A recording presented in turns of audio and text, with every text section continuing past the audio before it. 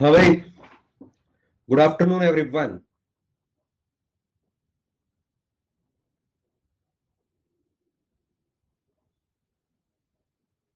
कैसे हैं? हिल्लू। बढ़िया। मस्त।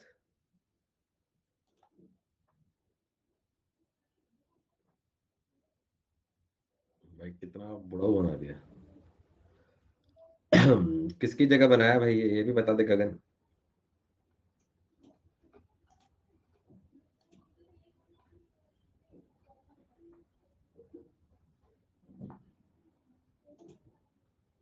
आइंस्टीन के बाल ऐसे तो नहीं है।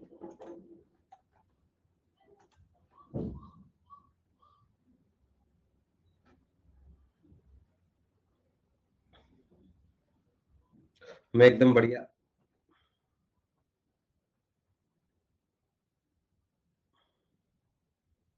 मिस्टी की तबीयत खराब है, बस वही दिमाग में चल रहा है।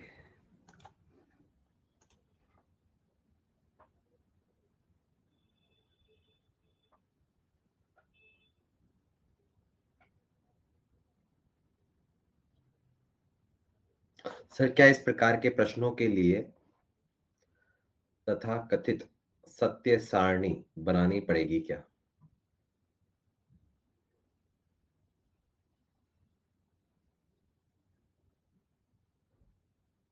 जरूरत है क्या?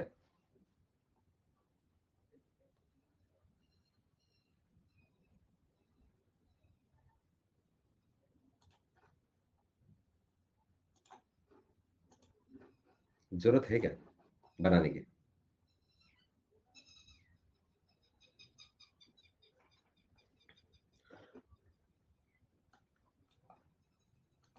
नॉर के आगे नॉर लगा दोगे तो उसका और उल्टा करके और बना देगा। नॉर के आगे एक एंड लगा दोगे, अरे नॉर गेट, अच्छा इसके आगे ये लगाया तो उसका इनपुट तो इसका इनपुट आएगा ना, मतलब सेम इनपुट, और सेम इनपुट पे नॉर और नैंड से नॉट ही बनता है। यानी कि इसका नॉट कर दिया तो ये बन जाएगा। D option.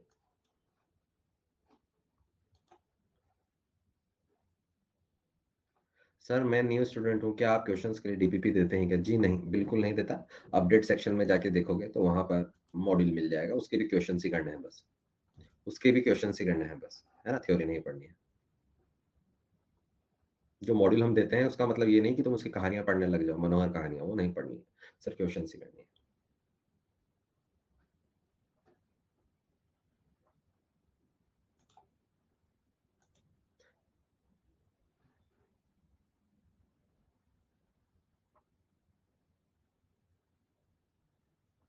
कृपया, अबे अमृत के विष पी के आएगा तो देख लो ना, कि समझ में नहीं आ रहा तुम्हें क्या है। फर्जी क्वेश्चन भी।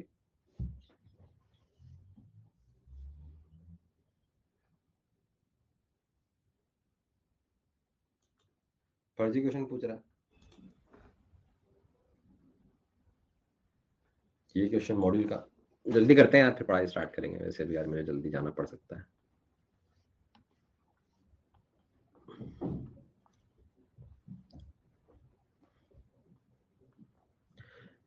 ए प्लस बी, उसके आगे नैंड गेट लगा दिया तो ये तो नॉट ही बनेगा, तो ए प्लस बी का नॉट। ए डॉट बी, ये ए डॉट बी है, ये और है तो ऐड हो जाएगा।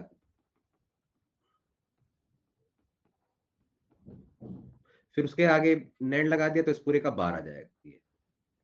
तो double bar, change the sign. इसको कैसे लिख सकता हूं मैं? ये तो सीधा आ गया।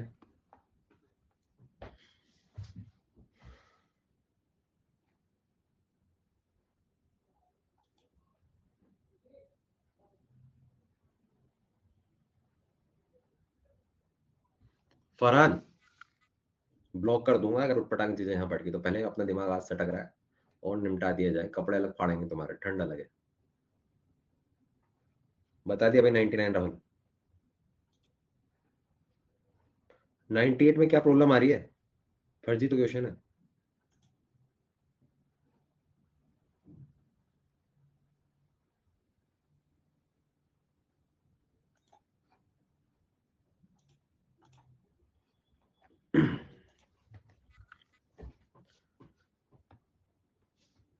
इजी क्वेश्चन है यार ये वाला।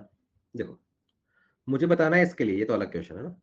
ये ए आ रहा है, इधर ए बार आएगा, इधर बी आएगा, इधर बी बार आएगा, तो यहां से एंड है, तो A dot B bar, A bar B, फिर ये भी एंड है। अरे यार ये तो सिंपल सा हो गया। ये पता है कौन सा गेट है? ये कौन सा गेट है?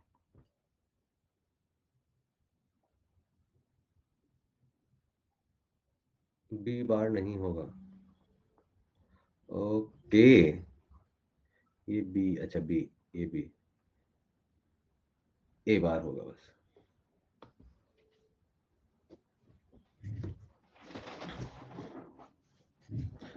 एक्स नॉर है क्या?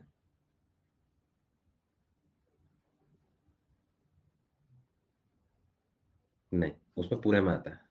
जीरो जीरो तो वन, देख लेते हैं। जीरो जीरो जीरो, ये जीरो तो ये वन, जीरो जीरो, ये गड़बड़, पूरा गलत है। ये भी गड़बड़, ये हो सकता है और ये हो सकता है। वन वन, जीरो वन, ये सही हो सकता है। तो फिर ये भी हो सकता है, हटाओ दोनों में जो अलग हो वो देखो। ये थर्ड वाला ऑप्शन अलग है दोनों में, फोर्थ वाला भी अलग है, तो वन वन वाला ले लेते हैं। वन वन वन, जीरो तो ये तो वन आएगा। वन वन, थर्ड आंसर आ रहा है। डॉट होगा कहाँ?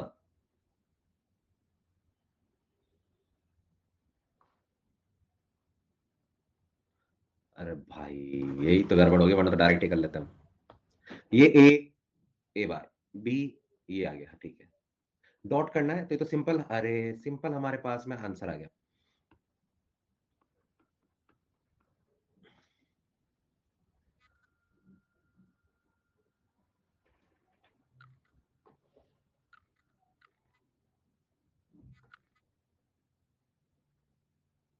यार ये तो जीरो ही आना चाहिए। फिर ऑप्शन में कहाँ का क्वेश्चन है? कहाँ का क्वेश्चन है? एनसीईआरटी। या तो ये सब में जीरो आएगा, या फिर यहाँ और गेट आएगा। एग्जाम्पल लगाया तो गड़बड़ हो सकता है, या फिर यहाँ और गेट आएगा, क्योंकि इससे मल्टीप्लाई करेंगे तो जीरो हो जाएगा और पूरा ही जीरो हो जाएगा।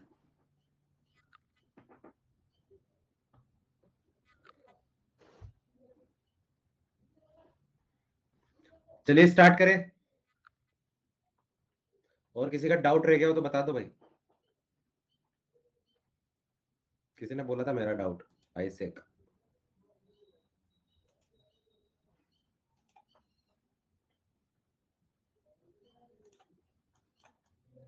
ये तो कल वाला है यार। अच्छा, इसमें गड़बड़ हो सकती है तुम्हारी। चलो देखो, समझो। ये एक तरह से सर्किट वाला एनालॉगस है, करंट का एनालॉगस। यहां पर ये वन और जीरो, अगर ये वन हुआ तो चमकेगा। ये वन कब आएगा? अगर करंट इधर से इधर चला जाए तो ये कभी नहीं चमकेगा, तो ये जीरो होगा। और इधर से इधर कब जाएगा? जब दोनों बंद हो, यानी कि दोनों बंद हो, ए और बी, तो ये वैल्यू, वाई की वैल्यू जीरो आएगी। अगर कोई एक भी ओपन हुआ तो भी इधर करंट तो नहीं जाएगा। कोई एक भी ओपन हुआ तो इधर करंट तो नहीं जाएगा, तो फिर तो इधर ही जाएगा। तो ये वन कब आएगा? जब या तो दोनों ही ओपन हो या कोई एक ओपन।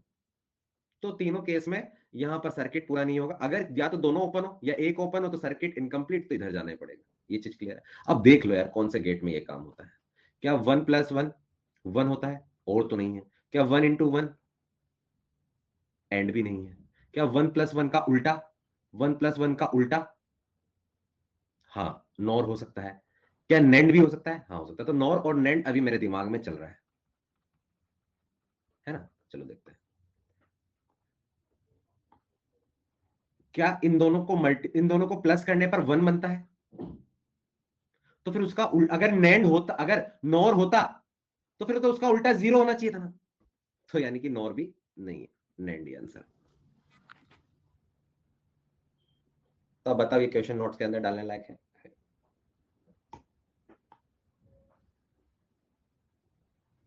फर्स्ट स्लाइड में मेरा डाउट है, अब ये फर्स्ट स्लाइड कैसे पता चलेगी मुझे?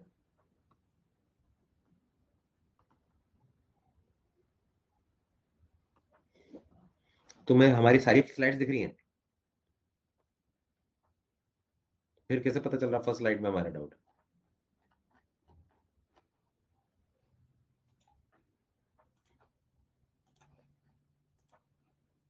चलो कार्यक्रम करते हैं स्टार्ट। हाँ, सेमीकंडक्टर।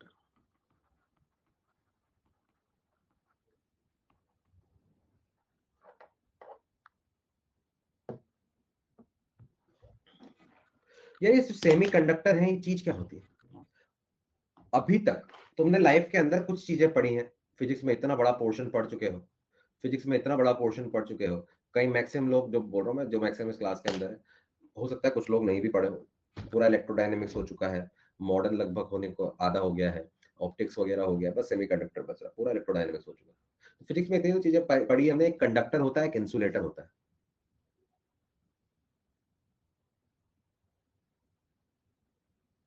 मैं सबके लिए नहीं बोल रहा हूँ कितना पढ़ चुके हैं, कुछ लोग अभी रिसेंटली बेच नया स्टार्ट हुआ उसके हैं, तो हो सकता है उनको नहीं पता, उन्होंने नहीं पढ़ा। लेकिन अभी मुझे ये पता है कि कुछ सब्सटेंस होते हैं जो कंडक्टर होते हैं। कंडक्टर मतलब कंडक्टर में करंट फ्लो कैसे होता है, वो किस चीज को कंडक्ट करते हैं, किस कारण? फ्री इलेक्ट्रॉन्स के कारण। और कुछ मटेरियल्स ऐसे होते हैं इंसुलेटर्स, जिनको कभी ना कभी लाइफ में एक नया नाम दिया होगा, डाई इलेक्ट्रिक्स।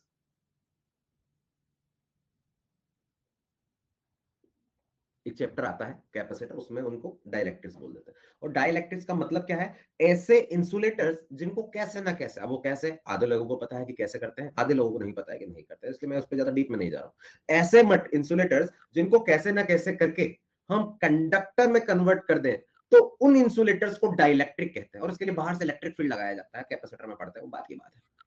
तो कुछ मटेरियल्स कंडक्टर है, कुछ मटेरियल्स इंसुलेटर्स है। कंडक्टर में फ्री इलेक्ट्रॉन्स है, उसमें है ही नहीं इंसुलेटर में। फिर ये सेमी कंडक्टर क्या? सेमी मतलब बीच में, सेमी मीडियम कंडक्टर। ऐसे मटेरियल्स जो कभी इंसुलेटर की तरह काम करते हैं, कभी कंडक्टर की तरह काम करते हैं, इनका क्या फायदा है ऐसा?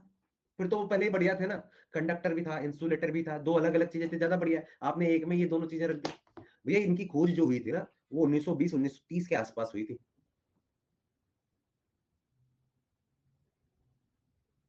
और उससे पहले तक की साइंस अलग थी, और इन्होंने साइंस के फील्ड में एक रिवोल्यूशन ला दिया था, एक अलग ही। पहले टीवी जो हुआ करते थे बड़े बड़े थे, फोन के बारे में किसी ने सोचा नहीं था मोबाइल फोन आएंगे।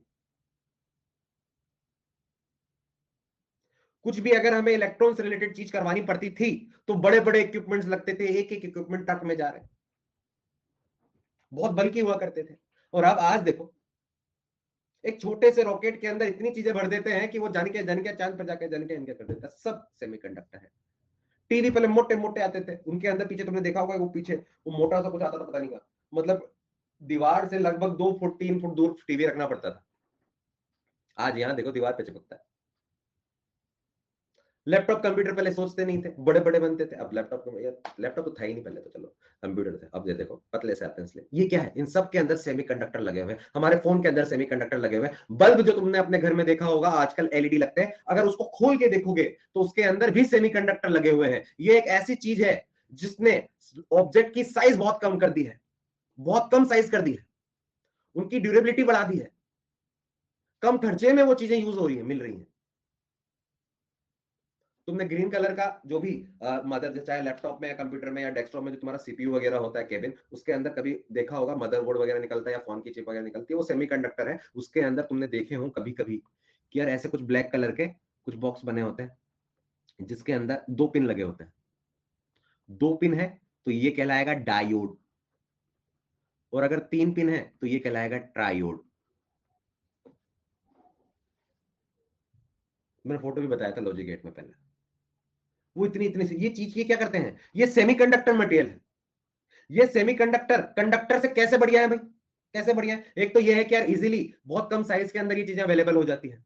साथ में ये उनसे थोड़ी सी अलग ये है, यार यहां पर हम आराम से नंबर ऑफ चार्ज पार्टिकल, क्योंकि मेन काम क्या है, करंट इलेक्ट्रॉन्स को इधर उधर भगाना, यहां पर हम इलेक्ट्रॉन्स के नंबर्स को आराम से कंट्रोल कर सकते हैं। कंट्रोलिंग है, टेम्परेचर पे कंट्रोलिंग, टेम्परेचर से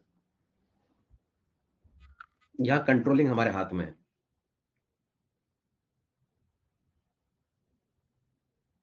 कितना करंट चाहिए, कैसा चाहिए, कंट्रोलिंग हमारे हाथ में।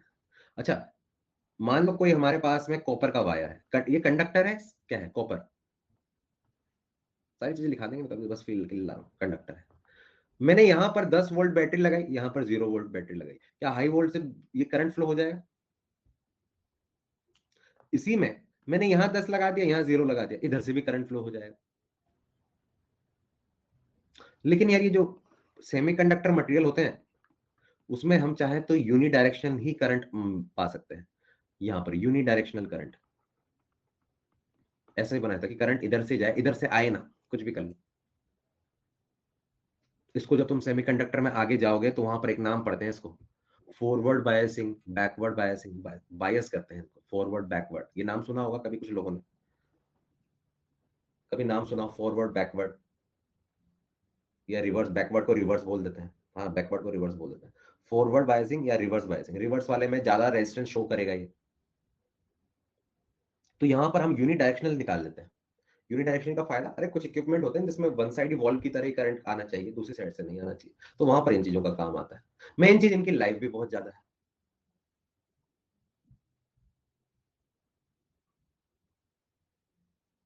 यार ये काम तो पहले भी होते थे, लेकिन वो चीज बहुत बल्कि होते थे। जैसे तुमने कभी वैक्यूम ट्यूब्स नाम सुनी हो, 9 10 की क्लास में वैक्यूम ट्यूब्स पे एक्सपेरिमेंट एनसीईआरटी में पढ़े रहते थे। वैक्यूम ट्यूब इलेक्ट्रॉन भाग रहे हैं, एनोड के थोड़े से कुछ, वैक्यूम ट्यूब। और वो वैक्यूम ट्यूब रियल में तुम देखोगे तो बहुत बड़ी होती है। वैक्यूम ट्यूब क्या होता है, हमारी जो पुरानी टीवी आती थी ना, जिसका पीछे बैक पोर्शन बहुत बड़ा होता था, उसके अंदर वैक्यूम ट्यूब लगी हुई है। वो वैक्यूम ट्यूब है, पिक्चर ट्यूब बोल देते हैं जिसको। हाँ, कैथोड रे, सीआरटी ऐसे एक्सपेरिमेंट पढ़ते हैं। वो वैक्यूम ट्यूब है जिसको हम पिक्चर ट्यूब बोल देते थे, वो है। वहां पर भी हम ये करंट को यूनिडायरेक्शनल कर सकते हैं कि यार इधर मान लो, यहाँ पर मैंने यहाँ मान लो कैथोड बना दिया या एनोड बना दिया, अब इलेक्ट्रिक फील्ड की डायरेक्शन या पोटेंशियल ऐसे बना दिया कि एक ही डायरेक्शन में जाए, वहां भी कर सकते थे। लेकिन फिर वो इक्विपमेंट बहुत बड़े बड़े आते थे, उनकी लाइफ ज्यादा नहीं थी, थोड़ी थोड़ी देर में मक्खियां बनने लग जाती थी उस टीवी में, पिक्चर ट्यूब वाले में। ऐसा एलईडी एलसीडी में नहीं होता है, एलईडी एलसीडी में ऐसा नहीं होता है। तुमने देखा होगा वो जो पुरानी टीवी जो आती थी, वो शटर वाली या फिर वो पिक्चर ट्यूब वाली, उसके अंदर बहुत हालत खराब रहती थी, थोड़ा सा भी बारिश होती थी चलने लग जाता है, ये चलता था, लाइफ ही नहीं थी। लेकिन इसमें तो बहुत लाइफ है। इसका तुम एलईडी का पैनल भी निकालोगे तो लैपटॉप की तरह का पैनल निकलेगा। स्मार्ट टीवी में तो पूरा लैपटॉप ही अंदर।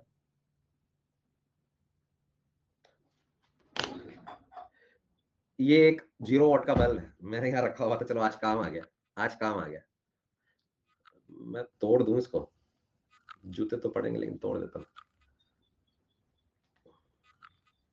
नहीं टूटेगा भाई, कभी यूज ही नहीं किया, पड़ा हुआ है नया का नया, कार तो नहीं है।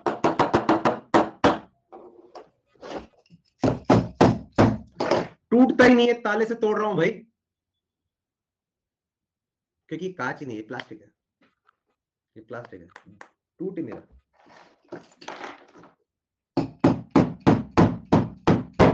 नहीं टूट रहा भाई, ताले से तोड़ रहा हूं, नहीं टूट रहा। तुम इसके अंदर अगर तुम्हारे पास में टूटा हुआ पड़ा हो, तो इसके अंदर देखोगे तो तुम्हें वही एक मदरबोर्ड जैसा एक चिप होगा, जिसके अंदर सेमीकंडक्टर मटेरियल होगा।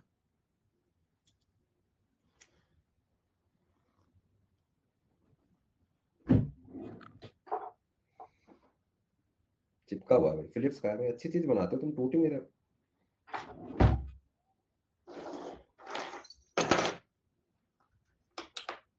तो चलिए स्टार्ट करें फिर हमारा आज का कार्यक्रम।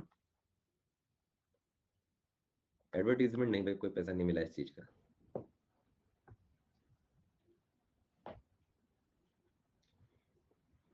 चलिए,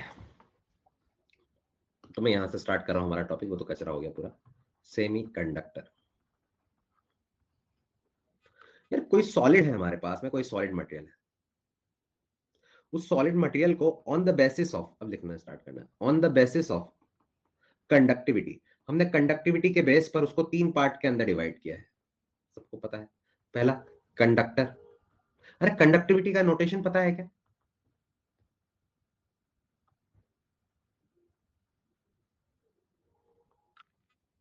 थर्मल कंडक्टिविटी नहीं बोलना भाई,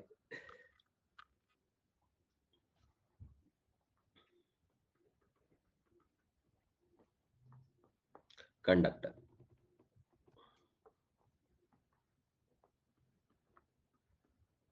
इंसुलेटर और सेमीकंडक्टर। कंडक्टिविटी का करंट इलेक्ट्रिसिटी में पढ़ते हैं सिग्मा। जो लोग अभी करंट इलेक्ट्रिसिटी सुबह 11:15 बजे वाली क्लास में पढ़ रहे होंगे, वैसे वो पोर्शन थोड़ा पहले आना चाहिए था, लेकिन मैं बाद में लेता हूँ क्योंकि वो इतना इंपॉर्टेंट नहीं है। कंसेप्चुअल बेस वो बाद में थोड़ा सा काम चल जाता है, इसलिए मैं सबसे एंड में कराता हूँ। इसलिए तुमने वो चीज नहीं पढ़ा होगा, ये उसमें आता है।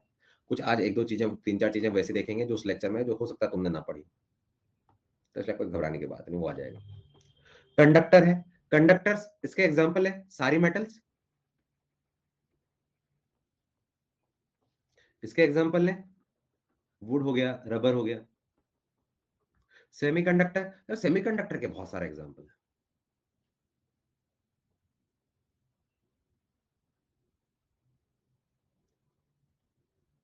इंडिविजुअल की अगर मैं बात करूं तो सिलिकॉन, जर्मेनियम। अच्छा सिलिकॉन जर्मेनियम हो गया। अच्छा मैं कंपाउंड की बात करूं, कंपाउंड सेमीकंडक्टर मतलब जो कंपाउंड में मिलते हैं सेमीकंडक्टर, गैलियम आर्सेनाइड, और क्या बोल सकते हैं, इंडियम फास्फेट, और भी। अच्छा ये सब ऑर्गेनिक कंपाउंड लग रहे हैं या इनऑर्गेनिक लग रहे हैं? कार्बन है कहीं? नहीं, ये इनऑर्गेनिक है। और अगर ऑर्गेनिक में अगर मैं इसका एग्जांपल दूं, ऐसे सर, एंथ्रेसिन। एंथ्रेसिन कार्बन कंटेंट होता है बहुत सारा, तो उसका ऑर्गेनिक एग्जांपल है।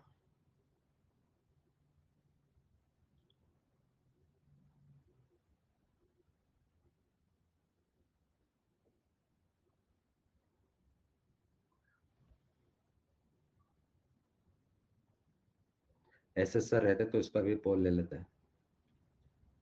हाँ तुम लड़ लो एसकेसी सर और एसएस सर पे तुम लड़ लो, छोटी वोटी काट दो, सिर घुमा दो, भेजा फोड़ दो एक दूसरे का।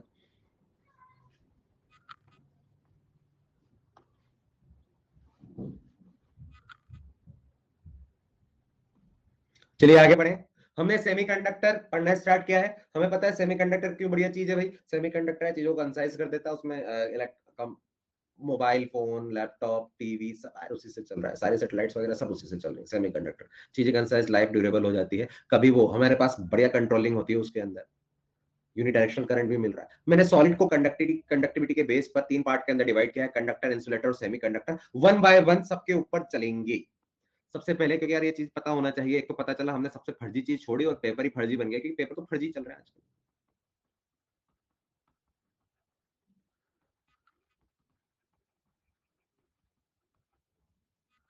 हाँ लैग ही होगा और क्या होगा।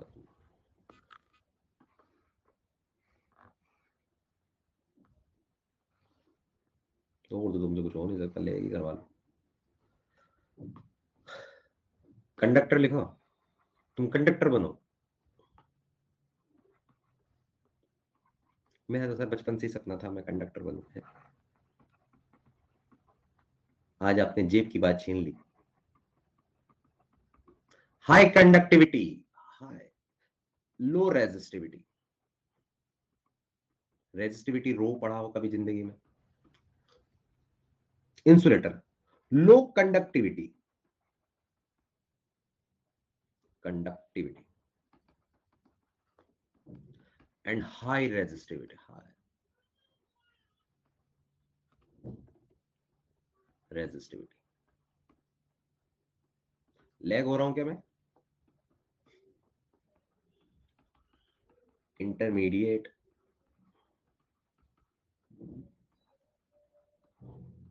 पेन लैग हो रहा है, लीड हो रहा हूं, लैग नहीं हो रहा हूं। तो फिर मैं वोल्टेज हूं कि करंट हूं?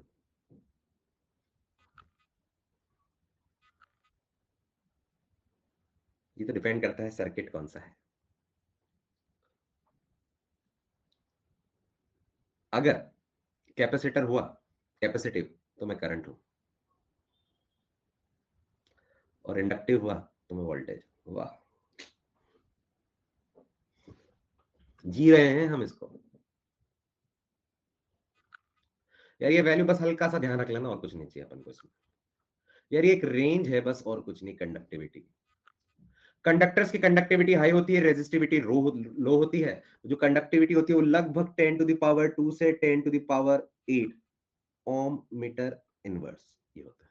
तो यार इसका ही तो उल्टा होता है, तुम्हें शायद पता हो कि सिग्मा और रेजिस्टिविटी एक दूसरे की उल्टी होती है, तो ये वाली वैल्यू लगभग यही उल्टा ये आ जाएगा।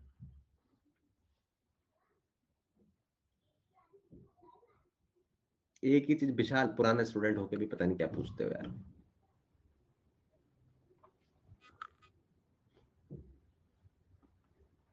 यार मुझे इसको रिफ्रेश करना पड़ेगा, पेन अटक रहा है बहुत। भैया बोला था मैंने, बोल बोल के गए हैं, बोल के गए हैं हम कि पेन अटक रहा है, रिफ्रेश करना पड़ेगा, फिर भी तुम बेवकूफ हो। बोला था। ये डॉक्टर बनेंगे ये।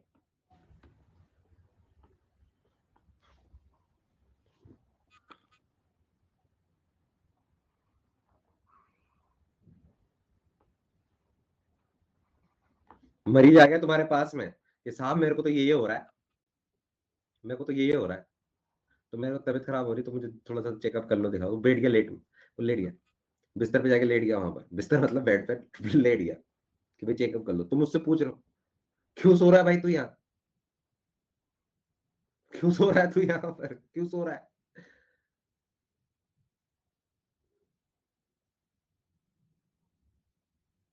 और अगर तुमने ये किसी से बोल दिया स्टार्टिंग के 5 साल में, तो भाई बढ़िया पिटाई होती है स्टार्टिंग के 5 सालों में, तो पलट के। हाँ 5 6 साल 10 साल बाद में इज्जत बनती है, तो कोई भी हाथ उठाने से पहले डरता है, लेकिन स्टार्टिंग के 5 सालों में बढ़िया पिटाई होती है।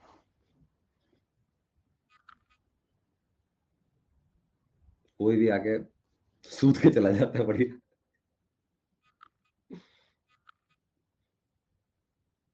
ये राजस्थानी लैंग्वेज है, सूद के चला गया,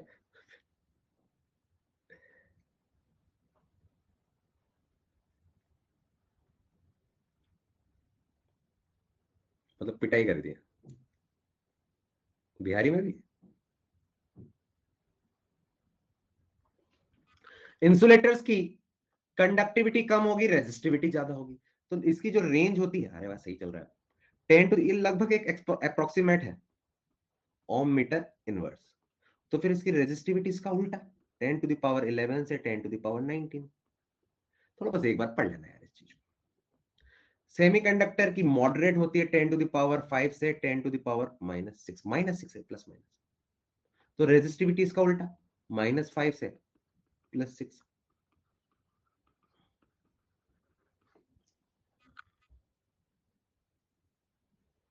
इनके एग्जाम्पल सबको पता है भाई, मेटल्स। इसका एग्जाम्पल वुड हो गया, रबर हो गया। इनका एग्जाम्पल भाई सिलिकॉन, जर्मेनियम, सेमीकंडक्टर जैसे मटेरियल तो है। अच्छा तुमने कुछ चीज पढ़ी है क्या यार, टेम्परेचर कॉफिशिएंट्स वगैरह, रेजिस्टेंस,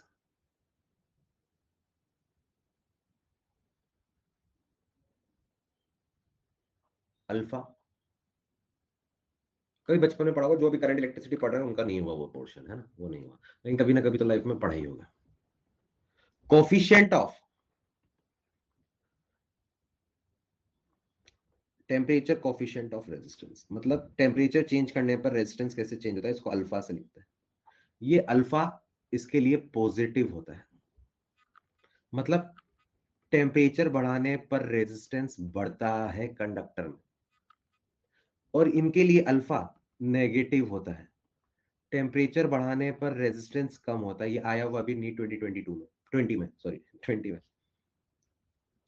और यहां पर इनका भी नेगेटिव होता है, टेम्परेचर बढ़ाने पर रेजिस्टेंस कम होता है। ये हम देखेंगे कैसे कम होता है, कैसे कम होता है वो हम देखेंगे। तो इसका तो पॉजिटिव होता है, यानी कि टेम्परेचर बढ़ाएंगे तो रेजिस्टेंस बढ़ेगा, इसमें टेम्परेचर बढ़ाएंगे तो रेजिस्टेंस कम होगा, टेम्परेचर बढ़ाएंगे तो रेजिस्टेंस कम होगा। ये चीज है हमारे पास में। अब हमें स्टार्ट करना है सेमीकंडक्टर का थ्योरी, कि सेमीकंडक्टर आखिर में सेमीकंडक्टर क्यों है, क्यों, उसके बारे में हम इतनी बात करते हैं। कुछ लोगों को पता होगा, जो लोग रिपीट कर रहे हैं इन चीजों को, एक बार पढ़ चुके हैं कहीं ना कहीं, जो लोग नहीं पहली बार पढ़ रहे हैं उनको ध्यान से देखना। नॉर्मली अगर मुझे करंट फ्लो करवाना है तो मुझे इलेक्ट्रॉन्स चाहिए। हाँ थ्योरी वाला चैप्टर है, स्टार्टिंग में तो थ्योरी वाला चैप्टर है, मैं मोस्टली थ्योरी वाला चैप्टर है, लेकिन 3 4 क्वेश्चन आते हैं इससे। देख लो तुम्हें क्या करना है।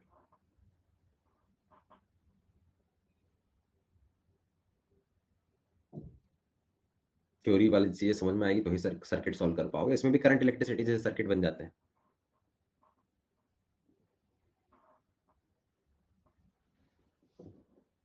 सर्किट्स बनेंगे मोस्टली, एक क्वेश्चन लैंग्वेज बेस्ड आएगा, बाकी सब सर्किट जैसे आएंगे, लेकिन उसके लिए भी आपको सारी चीजें पता होनी चाहिए। यही चीज है। अब भाई ऐसे ही पढ़ाते हैं तो ऐसे ही पढ़ना पड़ेगा थ्योरी बेस्ड। यार अब मुझे सेमीकंडक्टर की स्टडी करनी है। सेमीकंडक्टर के अंदर क्या क्या चीजें होती हैं, ऐसा क्या स्पेशल है। नॉर्मली कंडक्टर के बारे में तो मुझे पता है कि यार उसके अंदर तो इलेक्ट्रॉन्स होते हैं, और वो इलेक्ट्रॉन्स अगर फ्री इलेक्ट्रॉन्स है तो वो करंट फ्लो करवा देंगे। सेमीकंडक्टर में भी फ्री इलेक्ट्रॉन्स आएंगे, लेकिन स्पेशल चीज में एक और चीज ऐड होगी जिसको हम बोलते हैं होल। होल्स होते हैं एक्स्ट्रा, कोई और चार्ज कैरियर भी होते हैं यहाँ पर जो करंट को कैरी करके चलते हैं। हाँ वॉइड्स टाइप का। और वो कहां से बनते हैं, कैसे बनते हैं, उन सब के लिए हम बात करेंगे। तो भाई semiconductor can be explained by two theories. दो थ्योरीज हैं। पहला है एनर्जी बैंड थ्योरी, और दूसरा है, अच्छा, सेमीकंडक्टर का फेमस एग्जांपल ना, इंसुलेटर में टेम्परेचर बढ़ाने पर रेजिस्टेंस कम होता है, अभी एनर्जी बैंड थ्योरी में क्लियर हो जाएगा वो चीज। सिलिकॉन जर्मेनियम, अच्छा सिलिकॉन जर्मेनियम पी ब्लॉक है। पी ब्लॉक में कौन से बॉन्ड मिलेंगे नॉर्मली?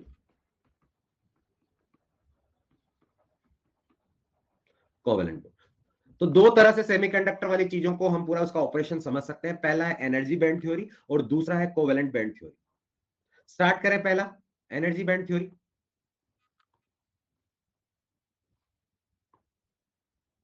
कोशिश करूंगा मैं बड़े बड़े पैराग्राफ ना लिखूं, सारी चीजें शॉर्ट शॉर्ट में वो सारी एंट्री करवा दी जाए, है ना। सारी चीजें शॉर्ट शॉर्ट में एंट्री करवा दी जाए, एक लाइन भी मिस ना हो। लेकिन इसका मतलब ये भी नहीं कि हम 5 पेज कंटिन्यू लिख रहे हैं। जहां प्रोसेस की जरूरत पड़ेगी वहां लिख लेंगे।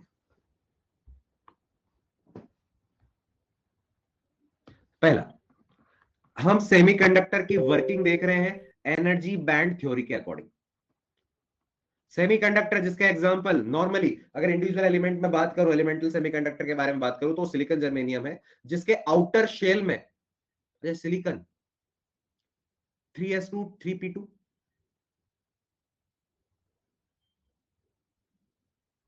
4s2।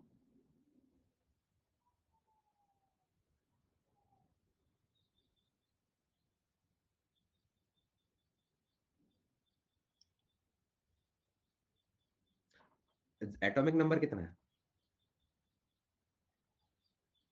14। बड़े गजब लोग हो यार तुम। 2 8 कितना आएगा बताओ? क्या आएगा सिलिकॉन, मैंने क्या बोला? 3s2 3p2, और तुम 4 4 बोल रहे हो सब। ठीक है, धतूरे को तुमने क्या भांग में मिला के खाया था? तो मैंने क्या पूछ लिया, बहुत टफ चीज इनऑर्गेनिक का पूछ लिया क्या तुमसे? 4s2 4p2 बोल रहे अरे बोला, लोगों ने लिखा ही यही है, ये लिखा है चैट बॉक्स में, देखा मैंने, जानी तो मैंने बोला ही है।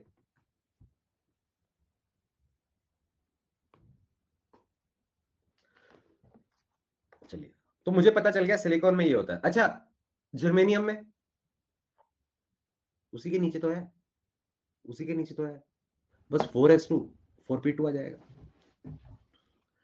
चलिए, सबसे पहले मैं सिलिकॉन का एग्जांपल ही लेके चल रहा हूं। सिलिकॉन के बारे में हमें पता है, सिलिकॉन क्या होता है, 1s2 2s2 2p6 3s2 3p2। ऐसे सर स्माइल कर रहे हैं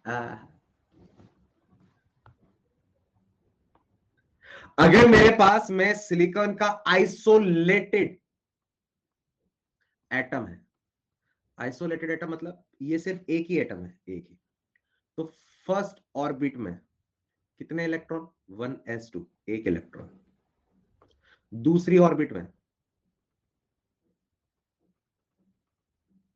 8, 2s के और 6 पी के। थर्ड वाली ऑर्बिट में, अच्छा सबका एनर्जी लेवल अलग अलग है।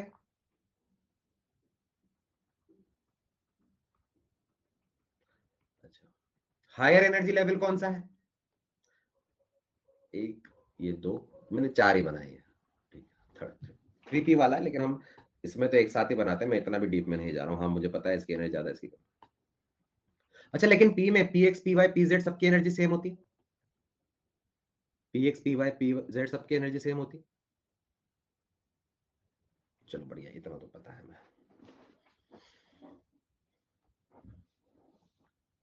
अगर ये आउटर मोस्ट वाला है तो इसकी एनर्जी, इसको फर्स्ट बोला, इसको सेकंड बोला, इसको थर्ड बोला, इसकी एनर्जी सबसे ज्यादा होगी। तो मैंने एक इंडिविजुअल एटम लिया और उसकी एनर्जी लेवल्स में देख रहा हूं, इंडिविजुअल की एनर्जी लेवल, ये उसकी एनर्जी है जो इलेक्ट्रॉन वोल्ट में है। तो सबसे पहले फर्स्ट ऑर्बिट में, फर्स्ट एक्साइटेड स्टेट में जो इलेक्ट्रॉन्स होंगे उनका एनर्जी मैंने ये बनाया, इसमें 2 electron.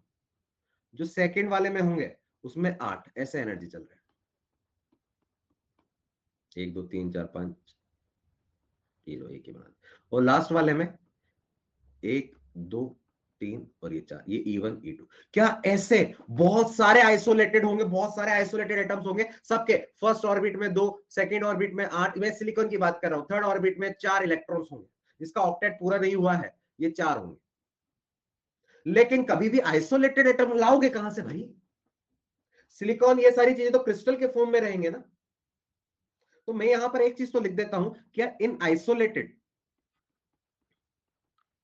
Atoms the energy level of electrons are discrete. Discrete मतलब कंटिन्यूस नहीं है, अलग अलग है, फर्स्ट का अलग, सेकंड का अलग, थर्ड का अलग, ऐसे।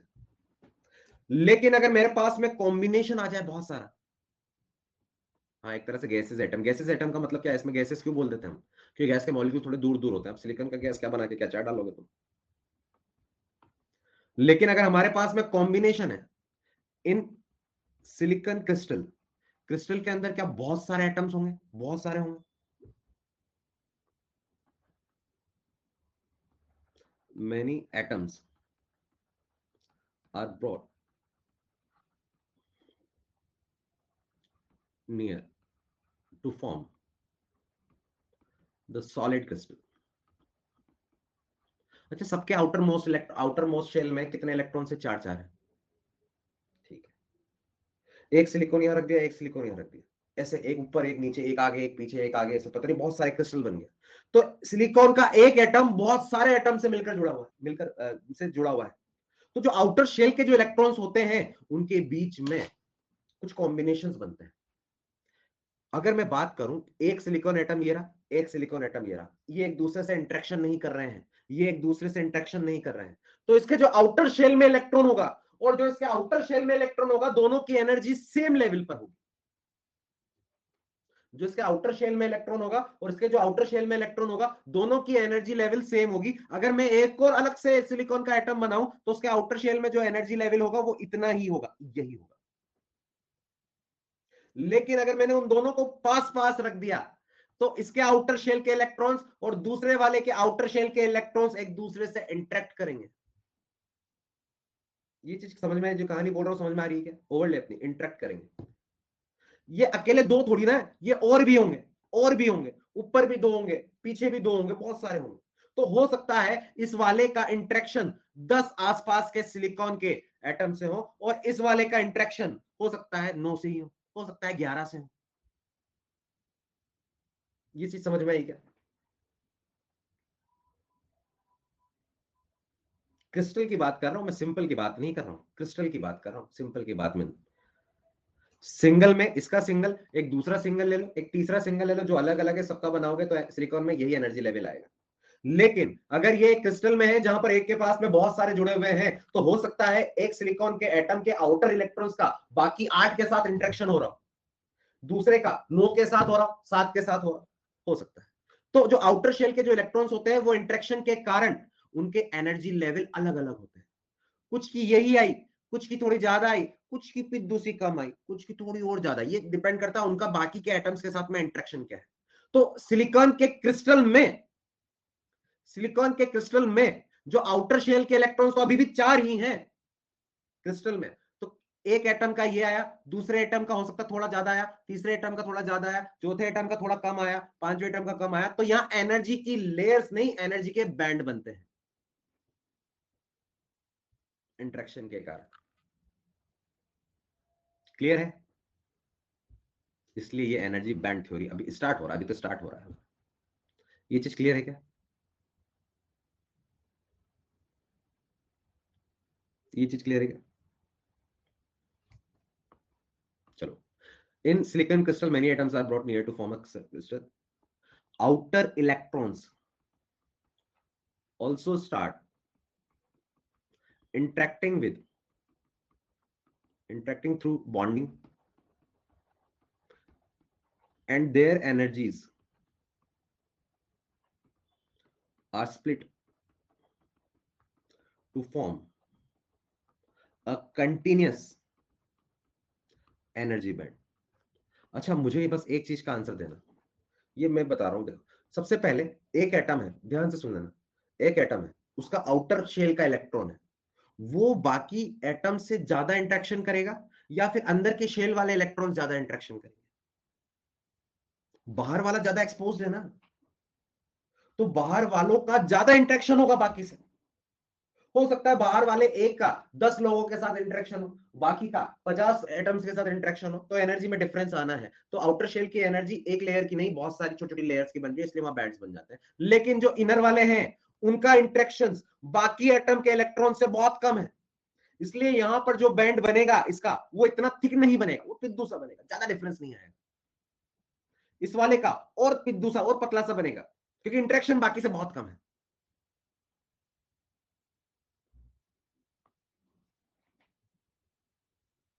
ये चीज क्लियर है? तो मैं इस चीज को यहां बना देता हूं। मान लीजिए हमारा, आप जल्दी जल्दी कर देते हैं हम इसको, ये सिलिकॉन का एक एटम लिया मैंने, सिलिकॉन का दूसरा एटम लिया। फर्स्ट ऑर्बिट हमने यहां पर 2 इलेक्ट्रॉन बना दिया, इसमें भी फर्स्ट ऑर्बिट में 2 इलेक्ट्रॉन बना दिए।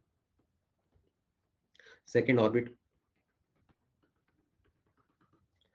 1 2 3 4 5 6 7 8,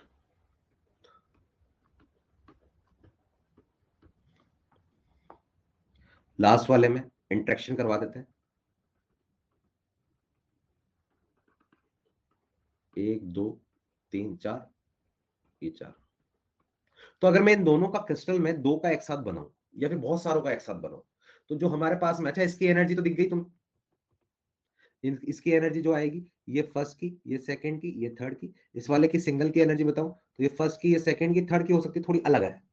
तो इन दोनों का कंबाइन करूं मैं, तो हमारे पास में फर्स्ट में थोड़ा मोटा सा ऐसा बना, सेकंड में थोड़ा ज्यादा कंपेरेटिवली मोटाई बनी बैंड की, और फोर्थ में बहुत सारे क्रिस्टल है ना, तो ये थोड़ा ज्यादा मोटाई बनी, ज्यादा इंटरेक्शन हुआ बहुत सारों से, इसलिए ज्यादा इंटरेक्शन आउटर वाले में हुआ, तो एनर्जी थोड़ी ऐसे दिखती है। ये बैंड बन गए एनर्जी के। जो आउटर वाले होंगे उनका बैंड थोड़ा मोटा दिखाई देगा, क्योंकि ज्यादा इंटरेक्शन होगा। क्लियर है?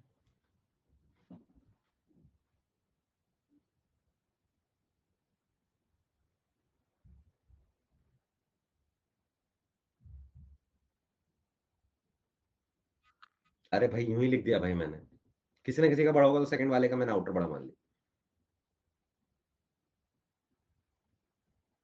हाँ, बस ये है, तो ये भी डिस्क्रीट देखो, कंटिन्यूस नहीं है, बीच में कुछ नहीं है, लेकिन बस वो बैंड्स के फॉर्म में है।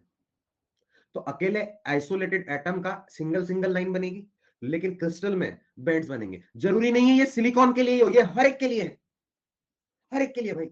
सिलिकॉन नहीं, सोडियम ले लो, जिस जिसके क्रिस्टल्स बनते हैं उन सब के लिए वैलिड है, सिर्फ सेमीकंडक्टर के लिए वैलिड नहीं है, ये सब के लिए वैलिड है। जो जो क्रिस्टल बनाता है, जो पास पास रहेंगे मॉलिक्यूल्स, उन सब में एनर्जी के बैंड्स बनते हैं। लिख लिया? आगे बढ़े।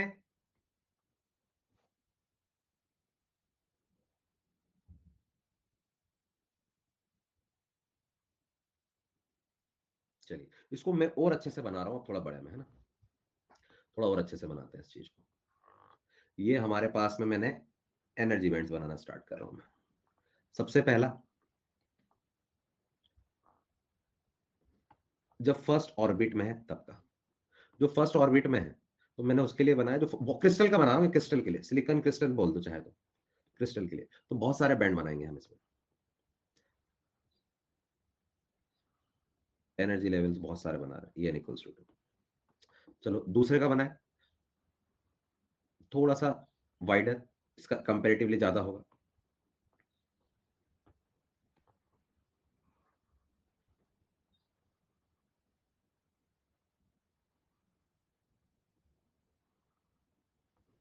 ये n इक्वल्स टू 2।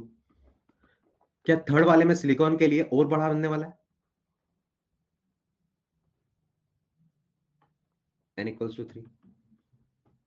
अब मैं इसको और डिटेल में बात करूंगा। अच्छा, ये थर्ड ऑर्बिट है, उसमें सिलिकॉन में 3s2 भी है, 3p2 भी है, मतलब p वाला भी है और s वाला भी है। कौन पूरा भर चुका है?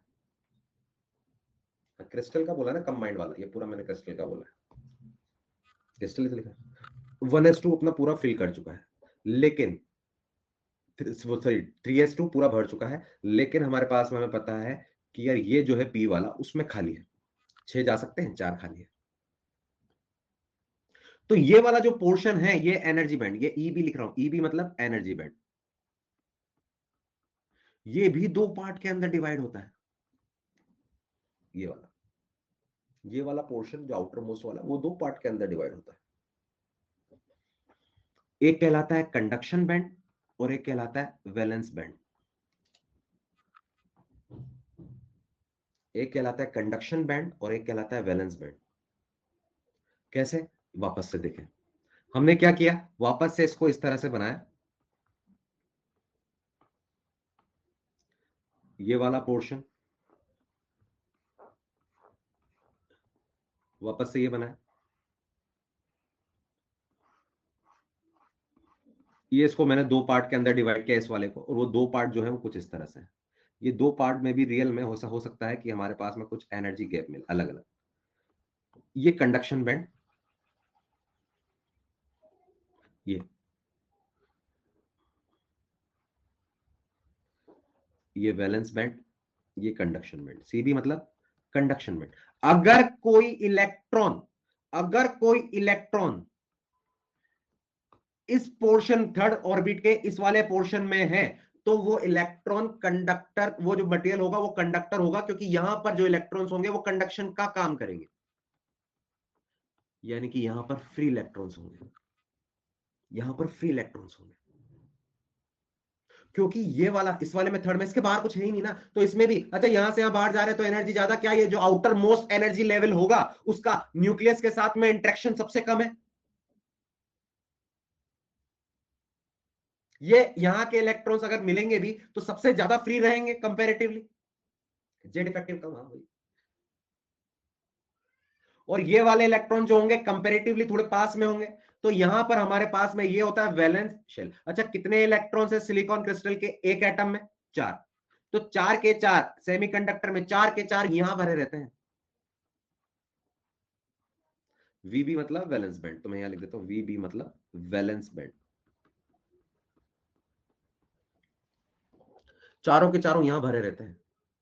क्या फिलहाल सेमीकंडक्टर, अच्छा ये सबके अंदर होता है, ये कंडक्शन बैंड सबके अंदर होता है, ये वैलेंस बैंड सबके अंदर होता है भाई, होता है। नो नहीं होता है, मैं पूछ नहीं रहा हूं, मैं बता रहा हूं, होता है।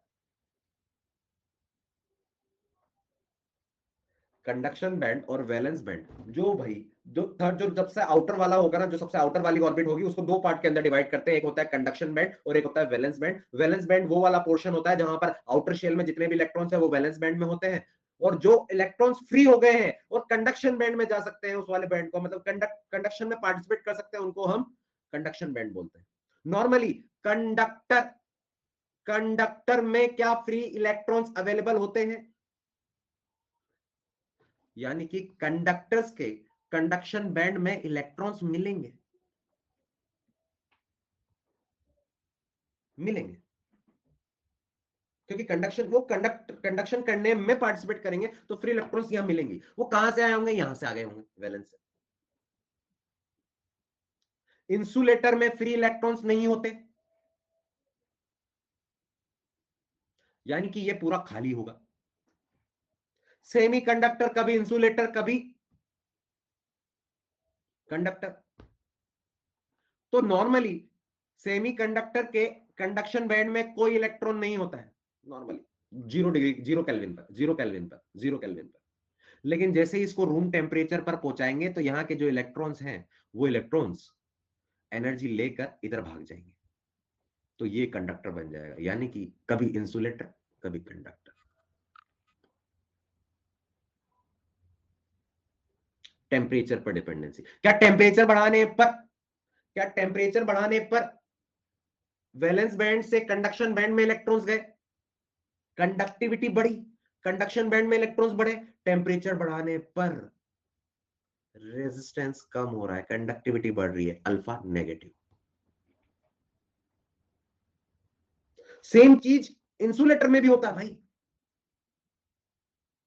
बस इंसुलेटर में ये जो कंडक्शन बैंड होता है, इंसुलेटर में ये जो कंडक्शन बैंड होता है और वैलेंस बैंड होता है, इनके बीच का गैप बड़ा होता है, गैप बड़ा होता है।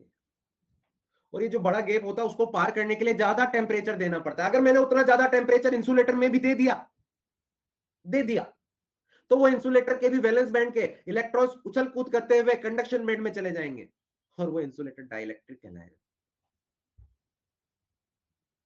वही तो होता है कंडक्शन करवा। अब किसी के दिमाग में आ रहा है, एक के में आया, हो सकता है दूसरों के दिमाग में इतना चल ही नहीं रहा हो, फिर कंडक्टर में ऐसा क्यों नहीं होता, वो भी देख लेते हैं।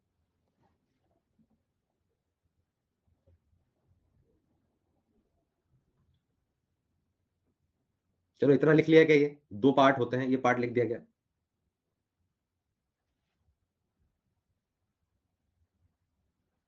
चलिए लिखते हैं इसको आगे, है ना, फिर बताएंगे, आज ही कंप्लीट करेंगे उस चीज को। तो मैं एनर्जी बैंड्स थ्योरी के बारे में बात कर रहा हूँ। एनर्जी बैंड्स थ्योरी में एनर्जी बैंड कैसे होते हैं, सबसे पहले जो आउटर शेल होगा, आउटर शेल, उसमें जो बैंड्स बनते हैं वो ऐसे बनते हैं।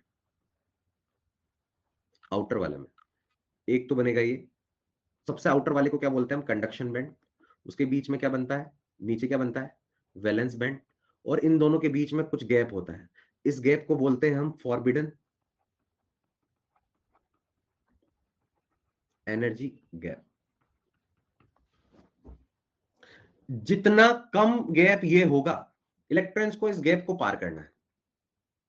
वैलेंस बैंड से जो 4 इलेक्ट्रॉन सिलिकॉन में है उसको यहां चले जाएंगे तो ये कंडक्टर बन जाएगा। रूम टेम्परेचर पर ये काम हो जाता है आराम से। जिसमें जितना ज्यादा होगा उसमें ज्यादा हीट देनी पड़ेगी। अब बताओ ये एनर्जी गैप किस में ज्यादा होगा, फॉरबिडन एनर्जी गैप इंसुलेटर्स में सबसे ज्यादा होगा। फॉरबिडन एनर्जी गैप ईजी बोलते हैं या फिर डेल्टा ईजी बोलते हैं, फॉरबिडन एनर्जी गैप ऐसा लिखते हैं। कंडक्टर में, अरे कंडक्टर में क्या है, हीट देके इलेक्ट्रॉन्स को भगाएंगे। कंडक्टर में ये लिखा दूंगा मैं, ये दोनों चीजें ओवरलैप होती है, एनर्जी देने की जरूरत ही नहीं, ओवरलैप होती है। थोड़ा कंडक्टर उधर जा रहा है, थोड़ा वैलेंस इधर आ रहा है, ऐसा सब हो रहा है।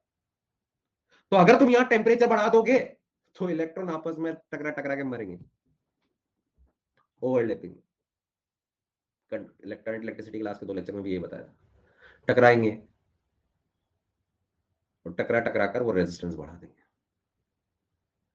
इसलिए कंडक्टर्स में ओवरलैपिंग होती है तो वहां पर टेम्परेचर बढ़ाने पर उनका रेजिस्टेंस बढ़ता है।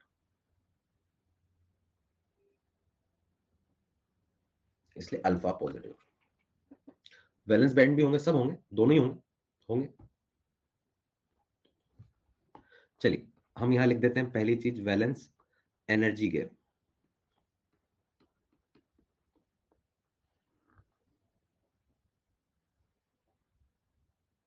अरे पीएचडी मत कर जेन सब में। The group of energy level लिखो फटाफट, कॉरेस्पॉन्डिंग टू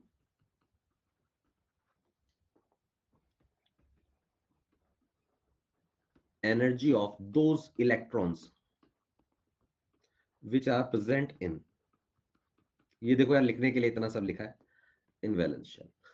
अब हमें मेरे ख्याल से कहीं लिखने के लिए बोला जाएगा, कोई रटेगा क्या इसको, वो वैलेंस एनर्जी बैंड किसको कहते हैं, गैप, गैप नहीं बैंड, सॉरी गैप लिख दिया मैंने, बैंड। अरे भाई जहां इलेक्ट्रॉन्स होंगे वो वाला पार्ट है वैलेंस एनर्जी बैंड। सेम चीज कंडक्शन एनर्जी बैंड, अरे ये वो एनर्जी का बैंड है आउटर मोस्ट शेल का, जहां पर वैलेंस बैंड से इलेक्ट्रॉन कूद कर आएंगे, जहां पर कूद कर आएंगे। The group of energy band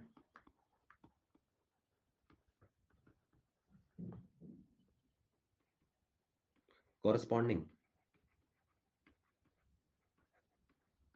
to the energy of those electrons which will jump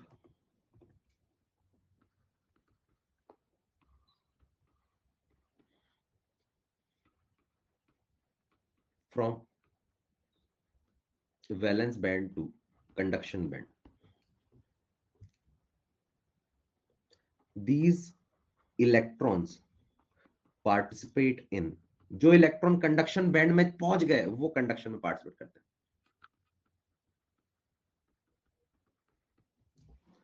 valence energy band के बारे में बात की, कंडक्शन के बारे में बात की, एक चीज और अटक रही है, क्या है? इनके बीच का energy gap, forbidden energy gap.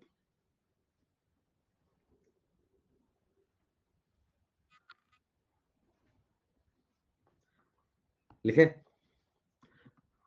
Forbidden energy gap, बहुत आसान है यार. ये तो खुद वैलेंस और कंडक्शन तो बहुत सारों से मिलकर बना हुआ है ना यार. इसके अंदर एक ही थोड़ी ना बहुत सारे हैं, इसके अंदर एक ही थोड़ी ना बहुत सारे हैं. तो ये गैप किसका आएगा? कंडक्शन बैंड की जो सबसे मिनिमम एनर्जी होगी, कंडक्शन बैंड की जो सबसे मिनिमम एनर्जी होगी यानी कि ये, और वैलेंस बैंड की जो सबसे मैक्सिमम एनर्जी होगी, उन दोनों के बीच का डिफरेंस. ये समझ में आया क्या? क्योंकि तो बहुत सारे एनर्जी लेवल है ना, अलग अलग सिलिकॉन के एटम के, अलग अलग एटम्स के. तो उन दोनों, तो जो इसका मिनिमम और जो इसका मैक्सिमम होगा, उन दोनों के बीच का डिफरेंस ही बस. हमें तो चाहे आउटर से इसके सबसे लोअर में पहुंचा दें तो भी कंडक्शन में पहुंच गया, काम बन गया. क्लियर है?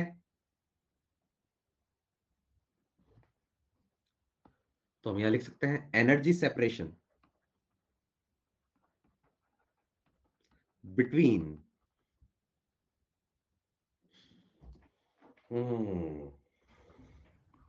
Conduction band and valence band. क्या मैं इसको ऐसे लिख सकता हूं? कंडक्शन बैंड की जो मिनिमम एनर्जी होगी और वैलेंस बैंड की जो मैक्सिमम एनर्जी होगी, उन दोनों का डिफरेंस.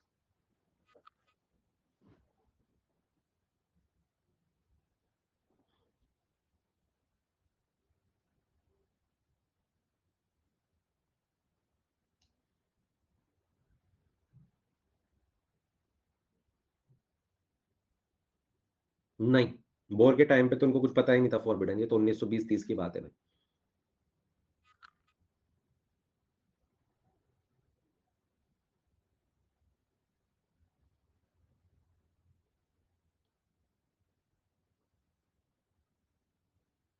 क्या ये forbidden energy gap, conduction band, valence band, energy band, ये सब में मिलेंगे क्रिस्टल्स में? हाँ, मिलेंगे. हाँ, इनकी वैल्यूज अलग अलग होती है. जैसे अगर मैं बात करूं इंसुलेटर में, इंसुलेटर में बात करूं, तो मान लीजिए ये इंसुलेटर के लिए बता रहा हूं. ये इंसुलेटर में ये कंडक्शन बैंड, ये वैलेंस बैंड, और इन दोनों के बीच का जो डिफरेंस ज्यादा होगा कि कम होगा? मैक्सिमम बहुत ज्यादा होगा, 3 इलेक्ट्रॉन वोल्ट से ज्यादा.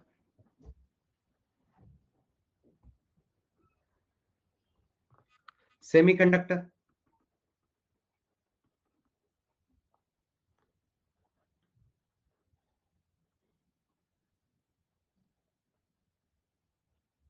कंडक्शन बैंड, वैलेंस बैंड, इन दोनों के बीच का जो एनर्जी है, हो सकता है कितना भी हो सकता है. ये 3 से तो कम होगा, 0 भी हो सकता है, 0 से ज्यादा भी हो सकता है. अलग अलग के लिए अलग अलग होता है. अच्छा, दो चीजों के लिए पता होना चाहिए, सिलिकॉन और जर्मेनियम के लिए ये वैल्यूज पता होनी चाहिए. वैसे तो दिया जा सकता है लेकिन नहीं दिया जाएगा. अच्छा, सोच के देखें, सोच के देखें किसके लिए फॉरबिडन एनर्जी गैप ज्यादा होगा. सोचें एक बार. जिन लोगों को पता है तो बढ़िया बात है, जिन लोगों को नहीं पता वो एक बार सोचें. सिलिकॉन का आउटर मोस्ट थर्ड में होता है, इसका आउटर मोस्ट फोर्थ में होता है, फोर्थ शेल में. तो फोर्थ शेल में अंदर न्यूक्लियस से अट्रैक्शन कम होगा, तो इलेक्ट्रॉन आराम से उधर जा सकता है, यानी कि ये गैप कम होगा. तो जर्मेनियम में 0.7 होता है इलेक्ट्रॉन वोल्ट, और यहां पर 1.12 होता है, 1.1 ले लेते हैं. या फिर एस और जी में एस बाद में आता है बड़ा, तो ये 1.1 और ये जर्मेनियम 0.7. सीता जी.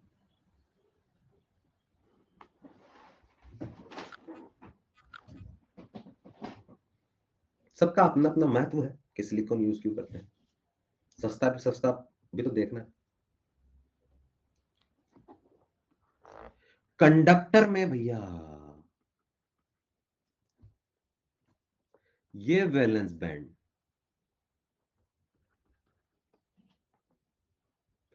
ये कंडक्शन बैंड ओवरलैपिंग होते हैं, इसलिए हमेशा फ्री इलेक्ट्रॉन्स कंडक्टर में अवेलेबल रहते हैं। क्योंकि कंडक्टर हमेशा कंडक्ट क्यों कर लेता है, हमेशा हर कंडीशन में? क्योंकि उसका वैलेंस बैंड और कंडक्शन बैंड एक दूसरे के साथ ओवरलैप रहता है, तो हमेशा कंडक्शन बैंड में कंडक्शन करवाने के लिए इलेक्ट्रॉन्स अवेलेबल है। इसका जो एनर्जी, ये किसकी वैल्यू भाई, फॉरबिडन एनर्जी गैप की। फॉरबिडन एनर्जी गैप लगभग 0।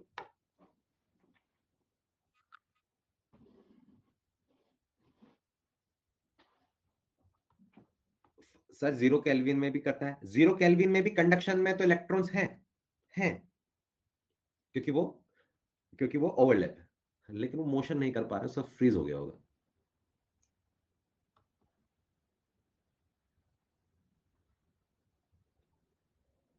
हाँ, नॉर्मली साइज बड़ी होती है इसकी।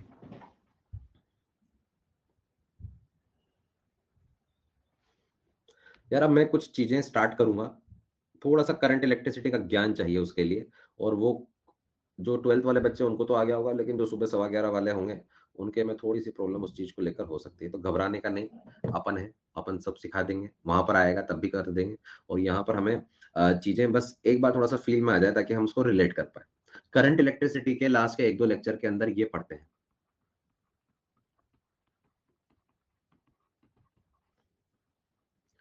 करंट जो होता है, पहली चीज, करंट जो थोड़ा बहुत ध्यान भी होगा,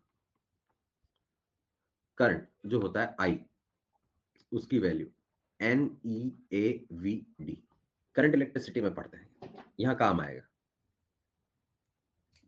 ये ई क्या है, इलेक्ट्रॉन का चार्ज, ये है जिस कंडक्टर में जा रहा है उसका क्रॉस सेक्शन एरिया। ये वीडी जो है, ये है ड्रिफ्ट वेलोसिटी। लिखना चाहे मैंने पढ़ाया होता चाहे नहीं पढ़ाया होता, फिर भी मैं यहाँ पर लिखाते उसको, तो यहाँ मेरा काम है ही लिखाना, उसको पहले से लिखाऊंगा। ये जो ड्रिफ्ट वेलोसिटी होती है वो म्यू ई के इक्वल होता है। म्यू क्या होता है, मोबिलिटी ऑफ इलेक्ट्रॉन्स। ई क्या है, इलेक्ट्रिक फील्ड। ये आ जाएगा है ना, जिन लोगों ने नहीं पढ़ा होगा उसमें आ जाएगा, जिन लोगों ने पढ़ लिया उनको तो सब क्लियर हो ही रहा होगा। आई की वैल्यू आ गई। अच्छा, एक टर्म और पढ़ते हैं, करंट डेंसिटी। करंट डेंसिटी जिसको जे से रिप्रेजेंट करते हैं और उसकी वैल्यू आई अपॉन ए होता है, current per unit cross section area. तो यहां से आई अपॉन ए, NeAVD, वीडी क्या है, ड्रिफ्ट वेलोसिटी, अपॉन में है क्या, ये NeVD लिख दूं? तो क्या करंट डेंसिटी NeVD, क्या VD को मोबिलिटी के फॉर्म में इस तरह से लिख सकता हूं क्या, म्यू इंटू ई?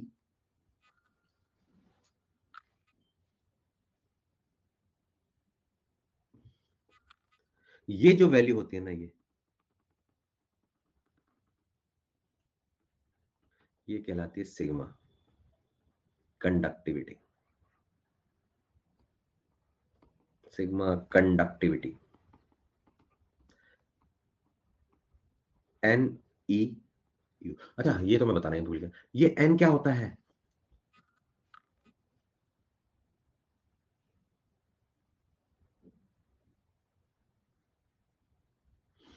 नंबर डेंसिटी, या फिर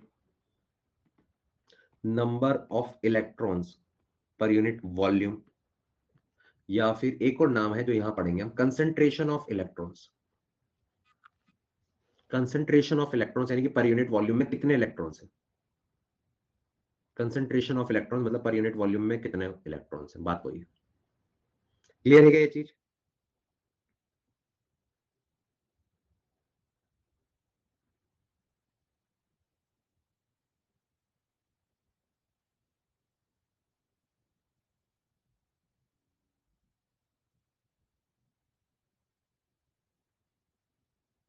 चलिए, यहां से J equals to sigma E आ गया हमारे पास में। अच्छा, सिग्मा और रेजिस्टिविटी में रिलेशन, थर्ड पॉइंट, ये एक दूसरे के इनवर्स होते हैं। यही चीज काम में आनी है हमारे पास में, तो क्योंकि सिग्मा की value NE, mobility of electrons, तो इसकी वैल्यू 1/, इसी से ओम्स लॉ आता है, वहां पर जिन्होंने नहीं पढ़ा होगा वहां पर वापस से रिवाइज करेंगे।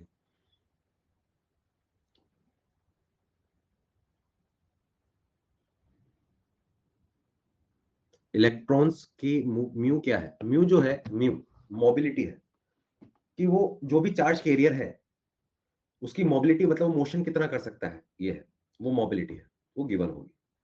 अब सेमीकंडक्टर में एक और चार्ज कैरियर आता है, तो वहां पर भी हमारे पास में ये चीजें काम में आएंगी, इसलिए मैंने बस यहाँ पर रिपीट कर दिया। एक तो पहला करंट की वैल्यू NeAVD, ड्रिफ्ट वेलोसिटी की वैल्यू निकालना सीख लिया, कंडक्टिविटी की वैल्यू निकालना सीख लिया, करंट डेंसिटी और इलेक्ट्रिक फील्ड में रिलेशन निकालना सीख लिया। मोबिलिटी ऑफ इलेक्ट्रॉन्स है एग्जैक्टली।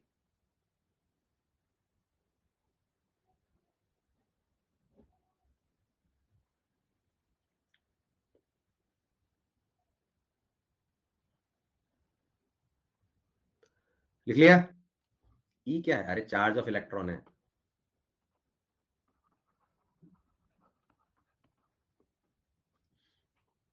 गजब के लोग हो भाई।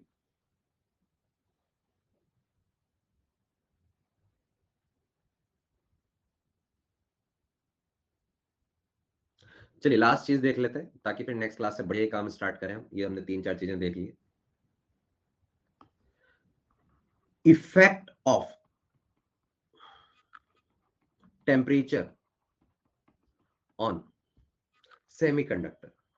टेम्परेचर का इफेक्ट क्या होगा सेमीकंडक्टर पर, ये चीज हम देखने जा रहे हैं।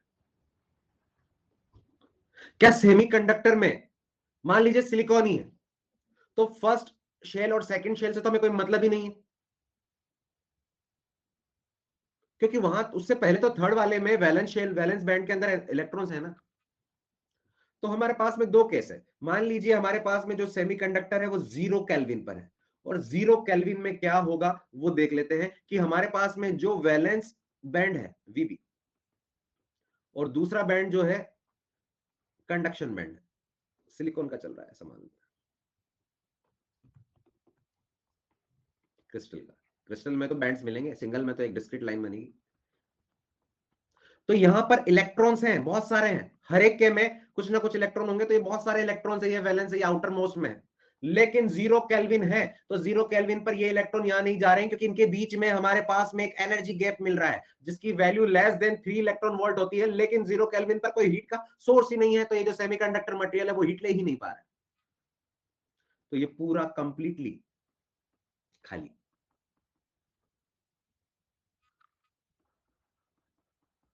0 केल्विन। तो ये बिहेव किसकी तरह करेगा? Behave like insulator. अब मैं इसमें यहां पर रूम टेम्परेचर पर बात कर रहा हूं।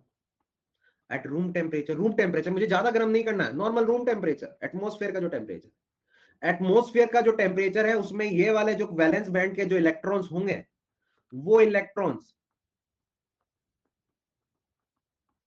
एनर्जी ले लेंगे, और वो इलेक्ट्रॉन्स एनर्जी लेकर, कुछ इलेक्ट्रॉन्स एनर्जी लेकर इसके कंडक्शन बैंड में चले जाएंगे, और कंडक्शन बैंड में यहां से इस जगह से जो इलेक्ट्रॉन जाएगा उस जगह पर एक खाली वॉइड बन जाएगा, ये इलेक्ट्रॉन यहां पहुंच गया, इस जगह पर ये खाली एक यहां पहुंच गया, ये इलेक्ट्रॉन आ गया।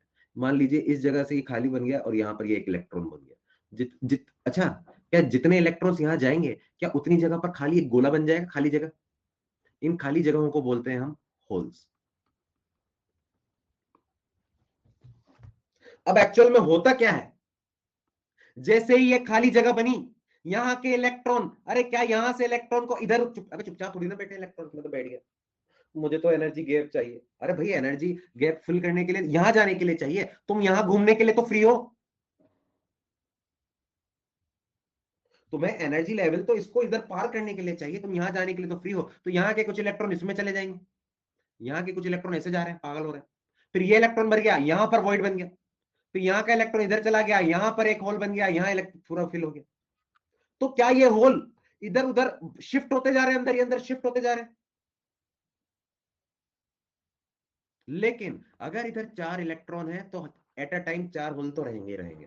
हाँ, लेकिन उनका मोशन हो रहा है, यहां पर इलेक्ट्रॉन्स कंडक्शन में पार्टिसिपेट कर रहे हैं अपने मोशन से, और यहां पर होल्स कंडक्शन में पार्टिसिपेट कर रहे हैं वैलेंस बैंड में। तो दो तरह से कंडक्शन हो रहा है, दो तरह से कंडक्शन हो रहा है, एक कंडक्शन इलेक्ट्रॉन कर रहे हैं कंडक्शन बैंड में, एक कंडक्शन होल्स कर रहे हैं वैलेंस बैंड में, और यहीं पर ये चीजें सुपर पावर चीजें बन जाती है।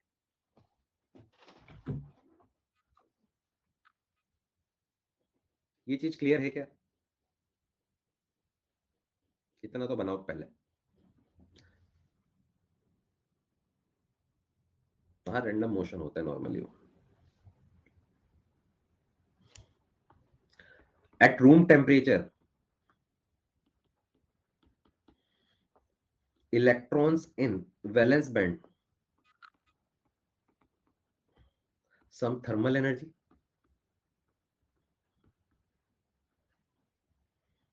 and jump to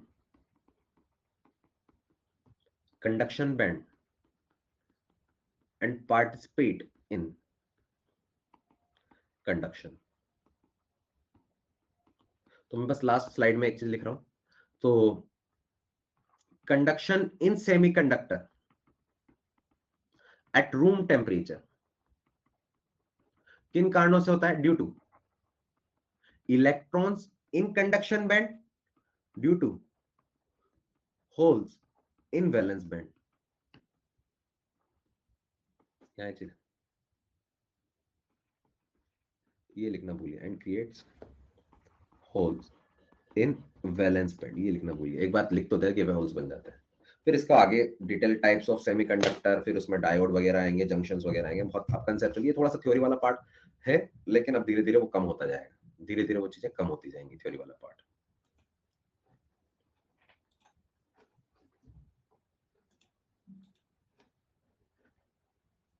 leader board में क्या करूं?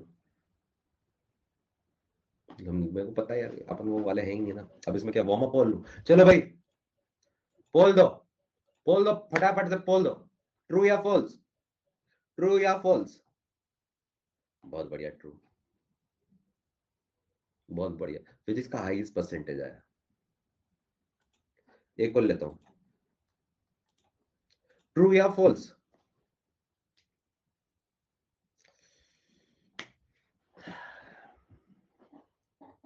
इतना बोलने के बाद में भी तुम्हें समझ में नहीं आया? नहीं।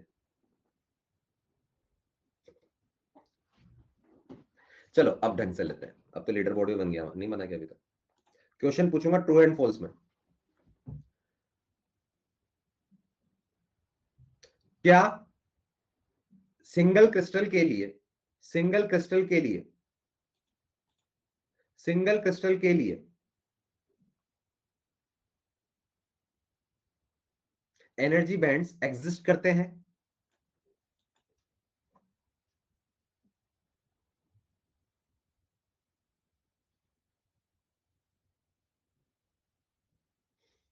मैंने ही गलत बोला है, क्रिस्टल बोल दिया मैंने, सिंगल बोल दिया। सिंगल एटम बोलना चाहिए था, लेकिन क्या मैं रोक नहीं पा रहा उसको, रोक नहीं पाया उसको। फर्जी को पकड़े। अरे उनकी भी गलती नहीं है, उन्होंने भी सोचा सर ने गलत बोला।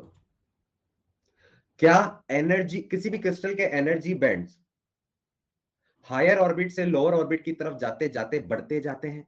क्या किसी भी क्रिस्टल के एनर्जी बैंड्स की विड्थ हायर ऑर्बिट से लोअर ऑर्बिट की तरफ जाते जाते बढ़ती जाती है?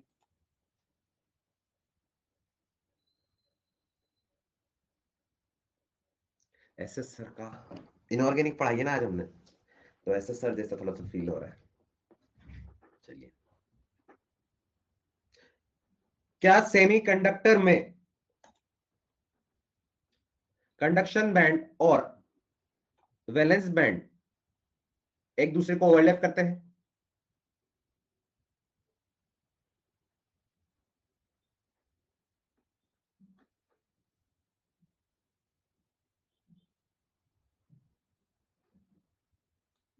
चलो मैं आगे का चीज पूछ रहा हूं, एक आगे की चीज।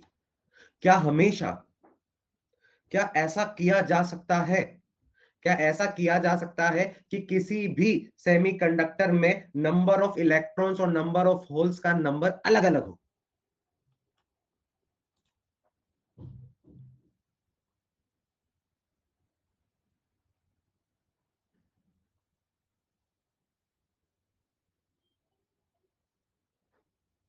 हम्म नॉर्मली अगर एकदम प्योर सेमीकंडक्टर होगा तो उसमें जितने इलेक्ट्रॉन वैलेंस से कंडक्शन में जाएंगे उतने ही होल्स वैलेंस में बन जाएंगे।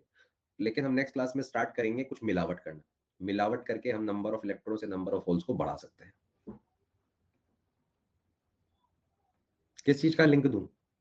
डॉपिंग बोलते हैं। किस चीज का लिंक दूं? अरे चेंज हो गए। फर्स्ट क्वेश्चन के बाद सब चेंज हो गए। चलिए भाई, गुड बाय। अरे दे देंगे, उसमें क्या है।